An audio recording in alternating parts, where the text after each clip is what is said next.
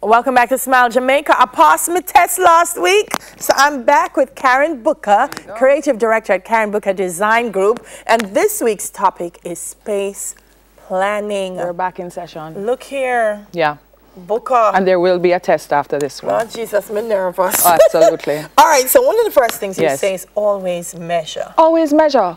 Always measure. Okay, you know, in today's building, we're coming in with these open concept spaces, right? And sometimes we're coming from a larger space into a smaller space, all right? So the first thing that you must do, you must is to measure. Now, where are the places that you think you have to measure? In the room? In the room, in the rear, yeah. The ground? Oh, God. So... Yes, tell me about the walls. You have to measure the walls. You have to measure the space. Yes. Right? So you measure the space because you're taking items from your old house into this new house. So you not only measure the space, you measure the furnishings to make sure that they can fit. Oh, but, Booker. You understand me? You know, so me just move them. I say, I wonder if that bed they can hold this up. Yeah. And go in and I say, which is not a necessarily good thing because you have me here with you every week. No, it's a bad You're supposed thing. to be learning. Where's Simone? So must measure. You have to measure. So you have, and also you measure your doorways to make sure that the furniture can fit into the room. Yes, it is important, right? So I always have with me my trusty measuring tape. Wow. There you go. There you go. And those are what you'd call like just generic diagrams. That room there is a 10 by 10 room. Oh my gosh. So before I move into the room, take a pencil and paper, draw the room and then plan so the bed I got this up. That's a good desktop? Exactly. And here is the easiest way. You see how it's set up now for all the viewers on graph paper, right? Each of these, and that is a 1/4 inch to 1 foot scale. So each of those little grids, those little boxes represent 1 foot, right? So it's very, very, very, very easy. So if your room is 20, you measure 20 boxes. If your sofa is 7.5 feet, then it's 7 boxes and a little bit and a half. And you plot your furnishings in there, and that is your graph paper. I even brought it here for you today. Marvin don't laugh at me. That's why Booker is here. No, Marvin is a fool. No, this makes sense, you know. Right. Normally we just move the things in and say that not look good. That not look good, and exactly. So it's foolproof. And you know,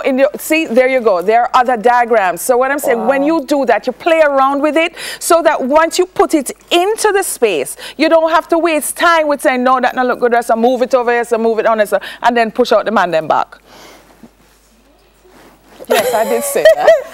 No, there's something that says there's an old rule that small furniture in a small space is the way to go. Is the way to go.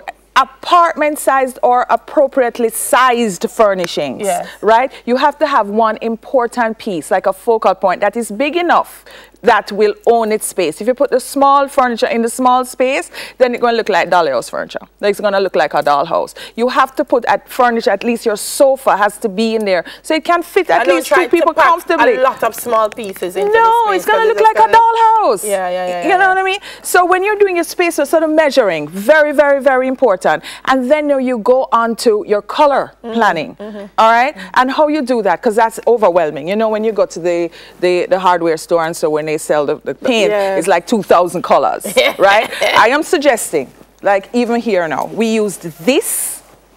Can you see this? See this pillow here? To color this space. Oh. You understand? Okay. Yeah, so we took this color out. And that's the color here. Right. We took the yellow out and that's there. So I always have with you say, and what you do, you just pick the colors off the color chart. Okay, have them mix it, and that's it. Your eye is not going to remember color, so it's always good to take something with you. Yeah, you think it's red, but it's not red. I look for me in the arrow. Usually, I say, are the yellow there, man? Are the yellow there? And then what happens? I go home and paint myself another yellow. Yeah, it's some bright sunshine yellow that you need to be using somewhere else rather than your house. This one is something that's odd to me. Don't automatically place your furniture against the wall. Against the wall, no, not at all. You need some breathing room. Well, I do understand that we're living smaller, but our main thing in life is to push up everything against the wall because we just whatever. The bed have to go against the wall. Yeah, but it doesn't have to. But okay, so that's a good key. That's a key statement. We cannot put a king-sized bed in a room that is meant for a queen or a full. And then you go like this around the room. You understand? See, this bed here has enough space and so on. It goes against the wall, yes, because you need your headboard needs to be grounded against something, right? But you cannot be just hitching up things. So you need some breathing room. Just because you want to say you have a king size. You have a king size, and that's a status thing. You know where that comes from. Yeah. So, but for your furnishings now in your living room and things, let them float around the room. You understand? Sometimes you can even, in one of the diagrams that we showed earlier, there is a space where it is angled, right? And when you angle it, then it's more interesting. And if your space is more interesting, you just feel good. How much room do you allow around a dining table and around a coffee table? Okay, so from here, coffee table, so we're here, we call them center table, centerpiece, same thing. We call it leg room, all right? So it should be 9 to 18 inches of space from where we're sitting to the edge of the table to be able to reach right, and it shouldn't be that close that is going to bump into your knee. One of them things ever bump your knee yet? It's hot. Oh Jesus! Especially this is round, so this is round, so not square edge. If it there you go. No, we have something called pullback space. When you are sitting at your dining table, right? So therefore, when you pull back the chair, 18 to 24 inches should be free. So when you pull back the chair, yeah, and I've seen, some people are going at them dining thing and them what's up. Because we're not measuring. We're fitting 8-seaters, you know, these big palatial dining sets into spaces that should only hold 6. You understand? So, and that causes that pullback. So yes, we want to have the company over and so on. But in today's living, everybody can sit everywhere. You can still have a great dining experience. Okay. You got more? Yes, I do. Yes. Well, we spoke about that. You said thinking a color palette that's light and neutral, which will expand your space visually. Exactly. Remember, we always talked about our neutral colors, right? Okay, so we're here on set. This is Design Diva. We want to be visually appealing, so we do lots and lots of colors because we change this every week. So for your home now, I would suggest that you stick with the neutrals and then you pop the colors now in your accessories, right? And how do you do that? With the pillows, with your window treatment, you know, anything that you can move around. Yes, because that's what I was going to say. What's good about it is that you can change the look. You can change the look by switching around the accessories. There you go. If you want the one accent wall, go for it. It's your thing, you know, whatever. But just be mindful that sometimes the more colors you put into your space cuts the space and makes the space look a little smaller. Go for fabrics and rugs in small prints or plain colors. Unified colors will visually expand a small room. Right. So what we want to do is to create something called harmony and repetition. Okay, so what the harmony is to hit one color from room to room, so therefore it pulls it together, right? You get it? Yeah, and then the rhythm now is a repeating pattern within the space. So when you do rhythm, which is a repeating pattern, and the harmony, which is a repeating color, then the entire space gets pulled together.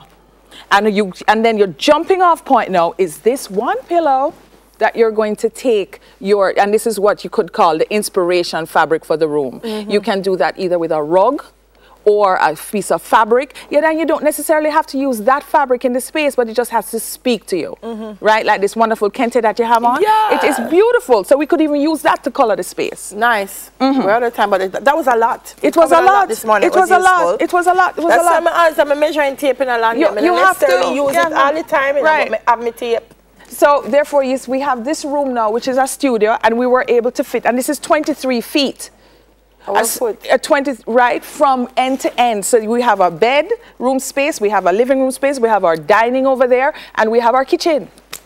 So you can do this. Well, you can absolutely do it. I think I had set it up last night. I'm like, damn, I could stay. Couldn't live in here. Yeah. Simone kind of cold though, but all right.